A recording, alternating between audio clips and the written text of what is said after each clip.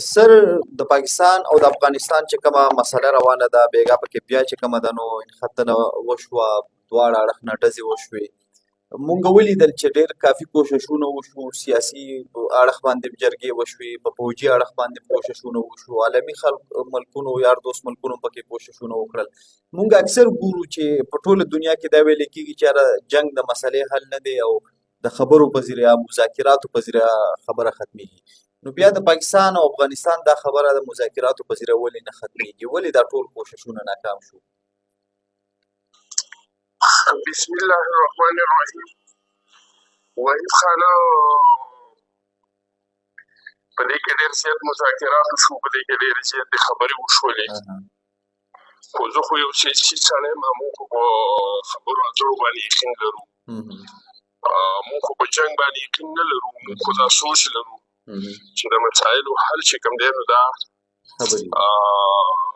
جنګ نه دی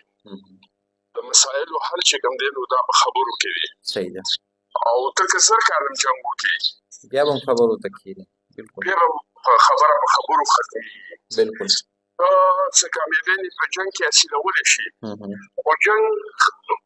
مسایل ختمولی نه شي مسایل چې کوم دی ختمېږي نو دا په خبرو اترو باندې ختمېږي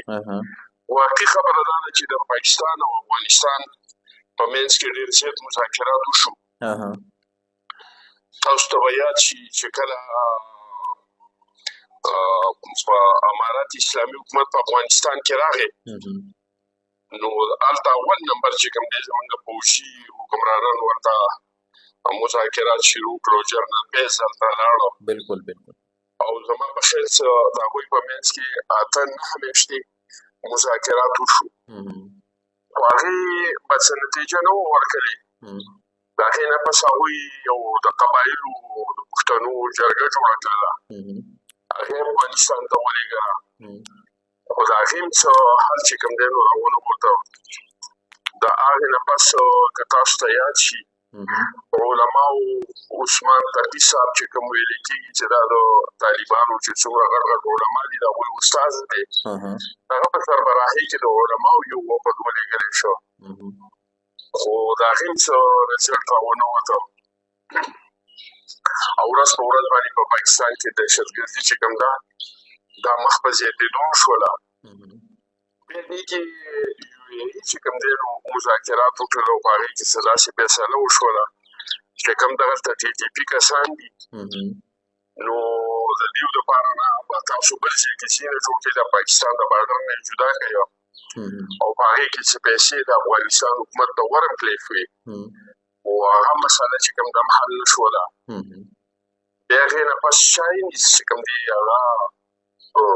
د پاکستان او د افغانستان منځ کې مذاکرات وکړل هغه هم ناکام شو بیا که تاسو ته یاد شي نو قطر او ترکي مذاکرات وکړه په دې تېر وخت کې هم ناکام شو هغې نه پس په ایران کې مذاکرات وشو هغې کې خو افغانستان شرکت هم ونه کړ بیا ناکام شو بیا سعودي په دې اوس نږدې ورځو کې سعودي چې کوم دی نو مذاکرات وکړو خو هغې موږ ته ریزلټ ورنه کړ خو بیا موږ دا سوچ لرو چې بیا مسایل په مذاکراتو حل کول پکار دي او په جنګ نه دي حل کول پکار او دا جنګ چې کوم دی دا یو داسې جنګ دی چې دا د پښتنو نسلکشي ده بلکل بلکل دې کې چې څومره نقصان کېږي که د غر نه اخوا کېږي او که د دې خوا نه کېږي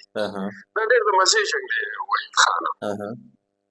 په دې کې که د غر نه اخوا مري که نه هغه هم پښتون مري هم نه پښتون مري او که دې خوا مري هم نه پښتون مري او د مزې خبره دا ده چې په دې باندې څوک چرچه کې کوي که نه په دې کې خوشحالیانې کوي هغه هم پښتانه دي صحیح ده که د غر نه هغه طرف ته تباهي وشوله او کوم خوشحالیانې کوي او کوم و چې وملیده څنګه کار م وکړو نو هغه هم پښتون دی نه پنجابي دی نه سندی دی نه بلوچ دی سندی پې افسوس کوي بلوچ هم پې افسوس کوي چې آی هی زمونږ اسلامي برادر ملک زمونږ ګاونډي ملک دا نه دي کول پکار زه چې څومره رد عمل ګورم په دې بېګاني جنګ باندې یا د دې نه مخکې چې کوم هېوادونه شوي وي په دې باندې چې د نورو قومونو چې هغه پښتانه نه دي که هغه پنجابیان دي، که هغه سندیان دي، که هغه ازبکان دي، که هغه فارسیوانان دي، که هغه بلوچان دي، د هغوی د دې عمل پیدا وي چې یاره دا دواړه اسلامي برادر ملکونه دي، همسایه دي، دا کار نه کول پکار، دا بدل شو. په دې کې د خوشحالۍ اظهار کوي، نو که دې خوا نقصان وشي او که هغه خوا نقصان وشي، نو بریم پکې پوښتن او د خوشحالۍ اظهار هم پکې پوښتن کوي، هغه چرچه کې هم پکې پوښتن کوي چې وا وا وا ونه کتله څنګه مزېداره، تاسو ونه کتل هغه چې یې وشتو ټوله یې پورته کړلې. اوس دا په دې سوچ نه کوي چې د قضیه کې نقص څوک و، دا ښځه د چا کونډه شوه، دا بچی د چا یتیم شو، په دې خاوره د بارود د چا ولوېدله، دا چې په هوا کې خورېږي دا به سبا د چا بېرته چې د دې نه به د کینسر بیمار څوک جوړېږي. نو وحید خان ډېر د مزې جنګ دی، ډېره د مزې دښمني ده چې یو طرف ته پښتون وایي بل طرف ته پښتون وایي او چارچا کې مو ته پښتون وایي لکه د بار سړی پکې نه دی. خو بهرحال موږ وو چې دا جنګ په مذاکراتو سره ختم شي. نو خبرې تاسو خو ذکر کوئ چې جنګ د مذاکراتو سره ختم شي، بهتره خدای چې سړی اول خپلو کې کښېني، نو خپلو کې خو ناسته شوې ده، کوشش شوی دی، هغه نه ده حل شوې، بیا داسې دوست ملکونه هغې کېنول خو مسله ختمه نه شوه. اوس خو صورتحال دې ته ورسېده چې اوس جنګ روان دی، نو څوک پرې څه غم غرض هم نه کوي، پروا هم نه کوي، دوست ملکونه چې کوم دي مکمل پرې خاموش دي، نو بیا به څنګه مذاکراتو ته واپس خبره لاړه شي؟ ګوره وحید خان، د دې جنګ چې څو ذمهوار دي که نه، زما په ذهن کې زه یو سیاسي ورکر په حیثیت چې اوسه ګورم، په دې کې څومره خلک مري د دې دوو خلکو د دې دوو طبقو به پکې ضروري صحیح. یو دا جنګ چې کوم دی که نه، د دې ذمهوار چې کوم دی نو جنرال پیس دی، صحیح ده، چې کله افغانستان کابل کې سقوط وشو دا لاړه ولته یې کومه ویکټري نشان جوړ کړو او ټي افکار یې وکړو. د هغې نه پس د افغانستان او د پاکستان تعلقات چې کوم دی دا په خرابېدو شو. یو ذمهدار چې کوم دی نو جنرال پیس دی، دا هغه شومېنټ دی چې هغه کوم هلته په افغانستان کې شومېنټ وکړو، نو د دې اوسني تعلقاتو ذمهدار هغه دی. بل د دې تعلقاتو ذمهدار هغه پښتانه دي کوم چې په یورپ کې ناست دي، کوم چې په امریکا کې ناست دي، کوم چې په برطانیه کې ناست دي، کوم چې په دوبۍ کې ناست دي، ایون که په پاکستان کې ناست دي. دا هغه خلک د هغې ذمهدار دی چې جنګ ته لمن وایي، چې هغوی جنګ ته لمن نه، هغوی په جنګ باندې پېټرول ور وراړئ. پېټرول بالکل. کله چې جنرال پیس دا کار وکړو وحید خان، نو د هغې نه پس په طالبانو باندې د دغه فیسبوک د لارې نه یو د سوشل میډیا د لارې نه یو تنقید راغی، یو سخت تنقید پرې راغی. بالکل بالکل. امارات اسلامي هم دې ته ونه کتل چې زما په دې دننه په افغانستان کې کوم خلک اوسېږي د دې مفاد په څه کوي، هغه هم په سوشل میډیا پسې لاړل او هغوی یو داسې تاثر ورکول شروع کړي چې یاره موږ خو د پاکستان د اوسه پورې چې څومره حکومتونه تېر شوي د هغوی نه صرف مخالف به تاسو وینئ چې موږ زموږ حکومت پی یو زلزله وشوله، د هغې نه پس پاکستان چې کوم دی نو دغه ولېږله، امداد ولېږه، د هغوی لپاره نه امداد ولېږه. بالکل. د هغه امداد نه طالبانو د فیسبوکي چرچکو دپاره نه چې په یورپ کې کوم افغانان ناست دي او یا په امریکا کې کوم افغانان ناست دي یا د ملک نه بهر کوم افغانان ناست دي چې خوشحاله شي موږ ته په فیسبوک باندې چرچکې وکړي، هغوی راولګېدل او د پاکستان د ګاډو نه جنډې وشلولې او د هغه ځای نه دا مسله ورځ په ورځ باندې امارات اسلامي را کوشش کړی دی چې د فیسبوک ډېرې چرچکې دې ورته وشي چې یاره واقع دا خو د پاکستان ډېر زیات تباه کوم مخالف دی او بس پاکستان تباه کوي. یو دې ته ونه کتله چې د افغانستان دننه کوم خلک دی، د افغانستان دننه کوم عوام دي، د دې مفادات په څه کې دي. یو هغه فیسبوکي چرچکو ته وکتل چې یاره زه دا کار کوم نو هلته به ماته په فیسبوک باندې څومره چرچکې چې کوم دی نو راځي او دا حالات نن دې ځای ته ورسېدله چې تاسې وینئ او موږ یې وینو.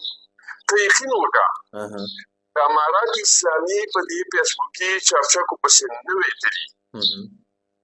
او دیو د پاکستان سره داسې بهترین تعلقات ساتلي وي څنګه چې د دیو د پاکستان سره وو. ګوره د پاکستان خو که مخالف وو نو هغه جمهوري طاقتونه مخالف وو. صحیح ده. د پاکستان خو که مخالف وو نو خلقیان یې مخالف وو، پرچمیان یې مخالف وو. هغه کوم چې جمهوري خلک دی، کوم چې سوشل خلک دی، هغه مخالف وو.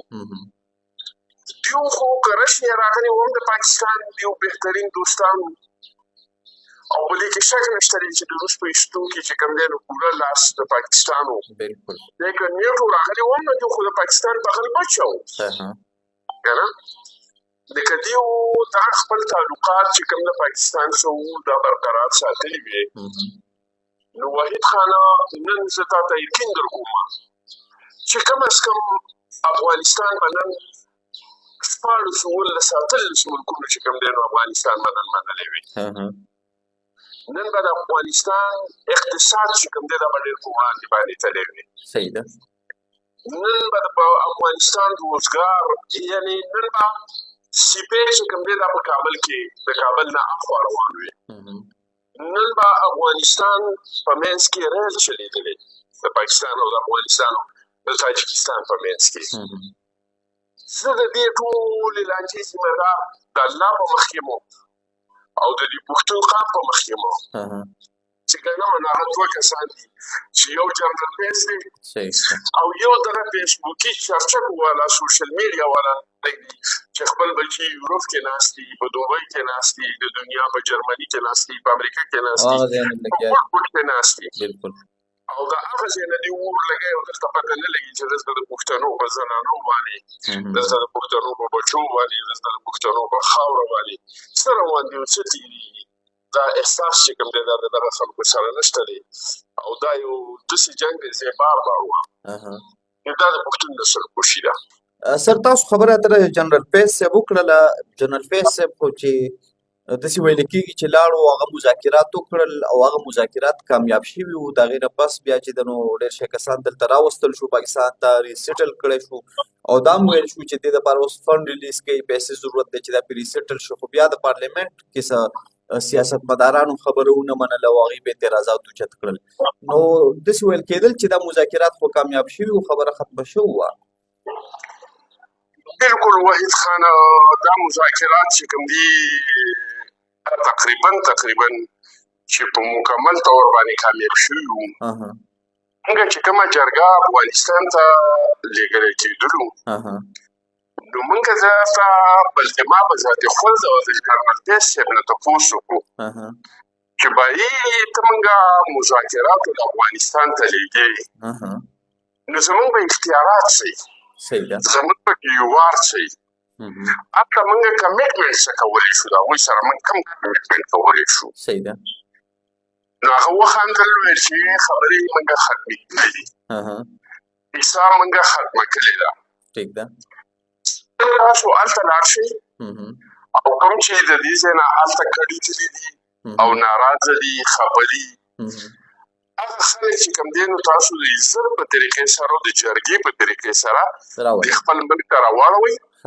او موږ هلته خبرې چې کوم دی نو دا بالکل ختمې کړي دي. نو ما دې تپوس وکړو چې په څه ختمې کړي دي، لکه چې موږ ته خو څه معلومات خو یې که نه په پټو سترګو خو مه لېږه. دا زما د جنرال فیض ون ټو ون ملاقات و. دغه جرګې نه مخکې د 2 کسانو د هغه سره ون ټو ون د 3 کسانو ون ټو ون ملاقاتونه شوي. یو زما شوی و، یو د شوکت الله خان شوی و او یو د ساجد حسین تورو شوی و. که د دې نه علاوه د نور چا شوی صالح شاه صاحب یا د چا نو هغې ما ته پته نشته دی، خو د دې 3 کسانو ما ته پته ده چې زموږ ورسره ون ټو ون ملاقاتونه شوي وو. نو ما ته جنرال فیض صاحب وویله چې موږ به دا خلک سرنډر نه کوو، لکه لار خو دا ده چې یاره کومه په دې شتګردۍ په لیست کې چې هغه راځي اول به سرنډر کېږي بیا به رها کېږي، چې دا خلک به موږ سرنډر کوو نه. دا به د عزت په طریقه باندې تاسو جرګه راواړوئ. نمبر 1 دا. دویمه دا چې دیو کوم کورونه وران شوي دي موږ به هغوی ته د دیو کورونه جوړ کړو. دریمه دا چې دیو ته به موږ دلته چې څوک بېروزګاره دي او تعلیم یافته کسان دي یا سرکاري نوکري کولی شي موږ ورته روزګار ورکړو. څلورمه دا چې دا خلک دلته راشي نو دوی ته به خطره نه وي. نو څنګه چې په پاکستان کې موږ سیاسي خلکو ته یا قبایلي معاهدینو ته سیکیورټي ورکړې ده، کمیټې مې جوړه کړې ده، د هغې مطابق هم سړي ته کتلي چې دې ته 10 کسان سیکیورټي پکار ده، ده ته 15 پکار دي، ده ته 5 پکار دي، ده ته 2 پکار دي، ده ته 1 پکار دي. دغه شان به موږ دوی ته سیکیورټي ورکړو. صحیح ده. په دې بنیاد باندې زموږ او د دوی خبرې چې کوم دی نو دا ختمې شوي دي. او موږ چې افغانستان ته لاړو نو هلته دا کوم تحریک طالبان پاکستان کې کوم خلک دی نو هغوی بالکل تیار ناست وو. زه به درته دا ووایم چې بعضې خلک چې کوم دی که نه نو هغوی بالکل خپلې کډې مډې تړلې وي. صحیح ده. چې یاره موږ به بس د خیره څخه خپل ملک ته او خپلې خاورې ته به موږ ځو. صحیح ده. زه اوس په دې باندې نه یم پوهه چې په منځ کې دا خبرې چا راویستلې چې یاره د پاټه مرجر چې کوم دی نو دا دې بېرته دغه شي دا واپس شي. دا دې روس چې صحیح شو او دا د یو اختیار دی بېرته په قبایلو باندې نافظ شي او بېرته چې کوم دی نو موږ چې ځو نو سره د اصلاحي سره به ځو. لکه داسې څه خبرې پکې راووتې چې هغې په عام سړی پوهېږي چې دا خبرې د جوړېدو دپاره نه دي راوتلي، دا خبرې چې کوم دی د ورانېدو دپاره راوتلي دي چې دا قصه سمه نه شي، صحیح ده، چې دا خبره جوړه نه شي، چې دا جنګ ختم نه شي. نو موږ هم چې افغانستان ته تلو زموږ بالکل دا خیال و چې موږ به ځو او د هغه ځای نه کوم چې زموږ پاکستاني خویندې میندې دي وروڼه دي او ورته تللي دي هجرت یې کړی دی، صحیح ده، نو هغه خلک به موږ د عزت په طریقې سره او ډېر په جاه و جلال کې چې کوم دی نو دا به موږ راولو، په بارډر باندې به د دې استقبال کوو. دا جنګ چې کوم دی د دې خاورې نه به دا همیشه دپاره نه ختمېږي. او اقدامات هم داسې شوي وو ځکه چې جنرال پیس ته دا خیل نه وی چې دا کیسه ختمه شوله نو هغه خو د دې قیدیان یې لږ له په دې کې داسې قیدیان وو لکه مسلم خان کوم چې د سوات هغه وو هغه باندې د مرګ سزا ورولی شوې وه. صحیح ده. کوم سابقه صدر چې و دا نوم یې رانه هېر شه د کراچۍ دا څه و دا ډاکټر صاحب چې کوم ډاکټر صاحب چې کوم و نو د هغه په ترو باندې هغه ته معافي ورکړل شوله. د تحریک طالبان چې کوم قیدیان وو هغه پرېښودلی شو. د هغوی چې کوم دي کمانډران وو هغوی ته ویلی شو چې راشئ خپلې علاقې ځای وزټ وکړئ، خپل پردي سره میلاو شئ. هغوی راله دلته هغوی ګریتاریانې ونه کړل شولې، په هغوی باندې لاس ونه چولی شو. نو معلومېده دا چې دا خبرې بالکل ختمې شوې وي. صحیح ده. خو منځ کې دا بعضې شرایط موږ په دې نه وو پوهه چې دا چا راویستل. خو زما چې څومره خپل خیال دی نو امارت اسلامي کې څه کسان داسې وو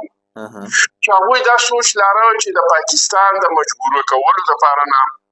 په پاکستان باندې هر وخت د خپل جایز ناجایز شرایطو منلو دپاره نه ضروري ده چې موږ دا تحریک طالبان دلته د ځان سره وساتو او دا موږ د پاکستان خلاف په هر ټیم کې استعمالوو. زه دا نه وایم چې دا به د ټول امارات اسلامي یا په تنظیمي سطح باندې به دا د هغوی څه دغه وه خو ما ته داسې لګي چې څه کسان داسې وو چې هغوی دا شی غوښته چې دا خبرې کامیاب نه شي او دا کیسه ختمه نه شي. ګندې یقین وکړه وحید صاحب چې موږ هلته لاړو زموږ چې کوم هلته تحریک طالبان دي هغوی ډېر زیات خوشحاله او ډېر اکسایټډ وو چې یاره موږ به خپلې علاقو ته ځو. بعضې کسان داسې وو چې هغوی بالکل خپلې کډې مډې تیارې تړلې وي چې خپل وطن ته به د خیره سو خپلې علاقې ته به موږ ځو. خو پته نه لګي چې په منځ کې داسې کم عناصر راووتله د کوم طرفه راووتله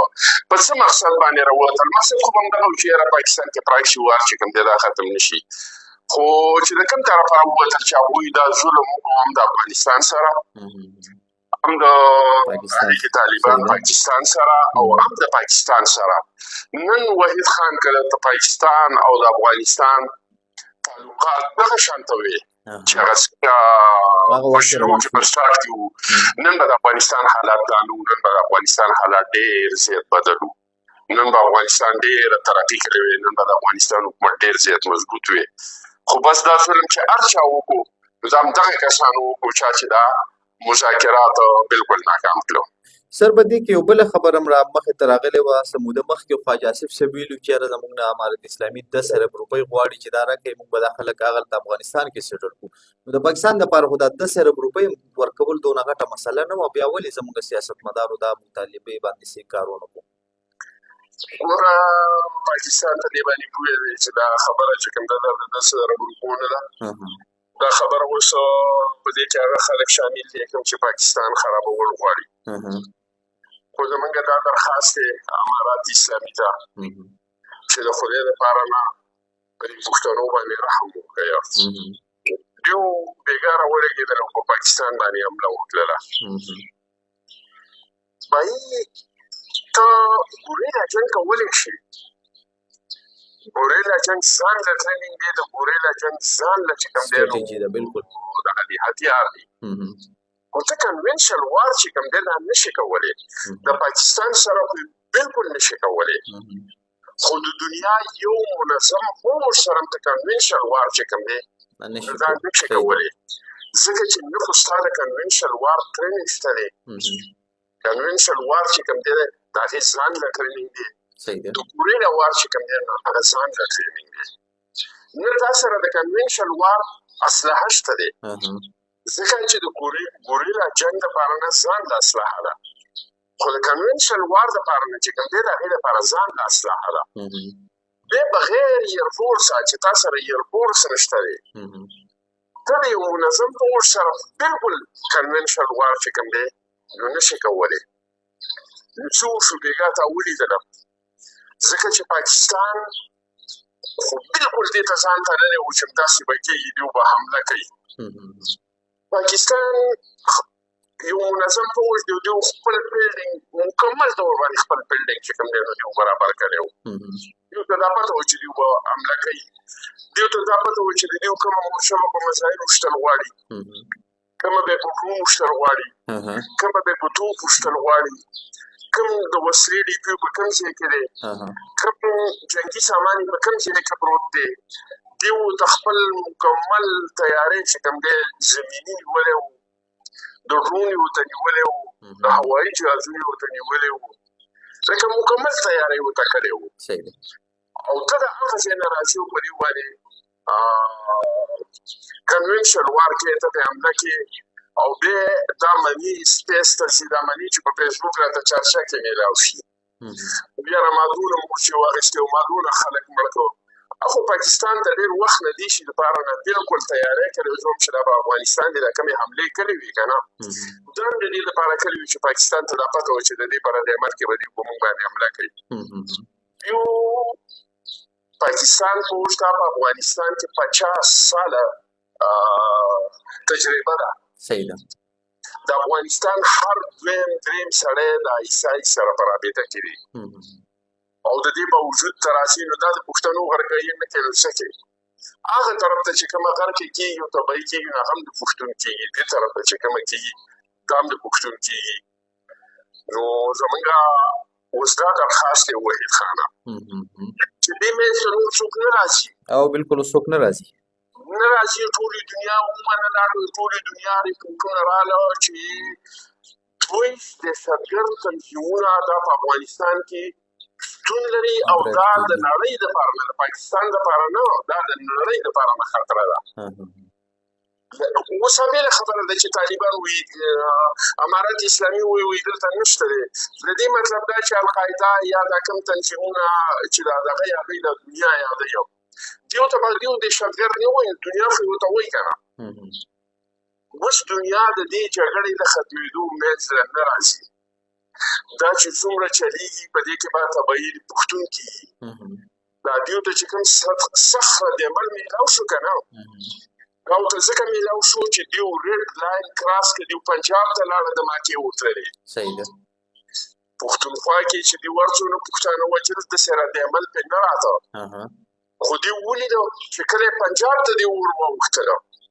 کله د پنجاب په پاټک باندې دوی خودکش حمله وکړه، کله چې په پنجاب کې په اسلام آباد کې دوی په جومات کې چې کوم دی نو او خودکش حملې وکړې. نو ردعمل دوی ولید، بېګا دې دا سرو غرونه ولیدل چې دا ځای ډول اوچت کړه. داسې و بالکل لکه دا رد عمل بالکل رد لاین و چې دا د راسي پنجاب دی دا د پښتونخوا نه دی بالکل بالکل که نن بیا والله که دوی د پنجاب باندې بیا حمله وکړله که نه چې د امارت اسلامي څومره لیډرشپ دی چې دا د په یوه شپه کې د ځمکې نه ختم کړي یو همدغه اجازت دی ورته دی چې پښتانه ووژني بالکل پښتنو پورې هېڅ مسله نه ده بیا پښتنو پورې هېڅ مسله نه ده نو دوی که اوس بیا رد عمل ورکوي نو دا به صرف او صرف چې کوم دی په پښتونخوا کې ورکوي که پنجاب ته دا ور واوښتو دا یاد ساته که اباسین کرښه د کراس کړه ته ګوره چې د افغانستان د تورې ګورې حالات یې یو بدلې یری ته ګوره چې د امارت اسلامي د لیډرشپ سره بیا څه کوي دوی د مولا برادر سره دی څه کوي د هیبت الله خونزاده سره دی څه کوي د سراج الدین حقاني سره دی څه کوي په شرط دی چې دوی د اباسین کرښه کراس کړله اوس چې کوم دی زمونږ درخواست دا دی د پاکستان علماو ته خصوصا علمای کونسل چې کوم دی د علماو او د پښتنو لیډرشپ ته محمود خان اچکزی ته اسفندیار ولی خان ته سراج الحق ته مولانا فضل الرحمن ته تبشیر پو ته فرحت الله بابر ته دې خلکو ته زمونږ دا درخواست دی چې زنانه یو ټپه کوي وایي چې د اختر شپې له را نه دي که ته ژوندی یم زه دې په مړ حساب وګورم چې ته په دې وخت کې چې د غر نه اخوا او دېخوا پښتون چې کوم دی مري نه تباه کېږي دا بېګانۍ چې کومه لوبه شوې دا داسې شوې ده څه دا خو پاکستان لکه پیګرز نه ورکوي یو ډېر کم پیګرز کوي چې د دنیا د طرفه پې شور رانشي تباهي شوې ده ځکه چې دوی خو پرېږدي ورته ودرولې وه او پرې راغله یو خو ورته بلکل تیار ناست او دوی ته دا پته وه دوی ته خو د افغانستان د انچ پته ده چې دا به د کومې لارې نه راځي او په کوم ځای به راځي او څنګه به راځي دوی ورته زمیني دوی ورته ډرون دوی ورته مسایل دوی ورته توپ دوی ورته جاز هر شی ورته لیکلی وو او دوی پرې راغله نو تبایان شوي دي او تبایان خو افغانستان چې کوم دی که نه اخو مطلب دا دی چې وایي موږ پاکستان وایي نیمه ماغستی دی هغوی خو دا نشي ویلی خپله کمزوري نه ثابتوي هغه خو وایي چې 15 چیک پوسټه موږ نیولي دي 15-50 همدې دغه وژلي دي او څه ډېر داسې دغه کوي چې علاقې هم نیولي دي وحید خانه دا پروپاګنډه ده کومه چې به انډیا کوله لاهور ته لاړو اسلام آباد ته لاړو زه ته څه وم دوی ته دا توقع وه چې دا کار به کېږي دوی ورته بلکل بلډینګ جوړ کړی و چې کوم ځای به په مزایل ولو کوم به په توپ ولو کوم به په ماټر باندې ولو کوم به په ټوپک باندې ولو کوم به په جاز باندې ولو دا خو زه وایم چې دې پاکستان هلته د همدې کلمې دا کله د دې لپاره نه وي چې د دې په رد عمل کې یو په موږ باندې بېرته حمله وکړي او هغه وکړه نو زمونږ دا درخواست دی چې دې له اوس دنیا منځ نه نه راځي او دا جنګ شروع کړی افغانستان دی اوس پاکستان وایي چې موږ به یې ختموو نو پکار دا ده چې د کوم علما دي او کوم د پښتنو لیډران دي چې دا د خدای په چار باندې راواسي هسې منیر صاحب ته هم کښېني او لاړ شي افغانستان کې که هیبت الله دی او که بل برادر دی او که هر څوک دی چې د هغوی سره هم کښېني او دا کوم د پښتنو خلاف چې نسلکشي روانه ده چې په دې کې خپل کردار ادا کړي یعنې دا ډېره لویه تباهي چې کوم دی نو دا به روانه ته ووړل شي بالکل نو ستاسو ډېره مننه سر او الله دې وکړي چې همدغه شانې وشي روژه ده دعاګانې قبلېږي زموږ به دعا وي الله دې خیر وکړي او ستاسو ډېره مننه ستاسو هم یو جهان مننه ستاسو د اورېدونکو هم یو جهان مننه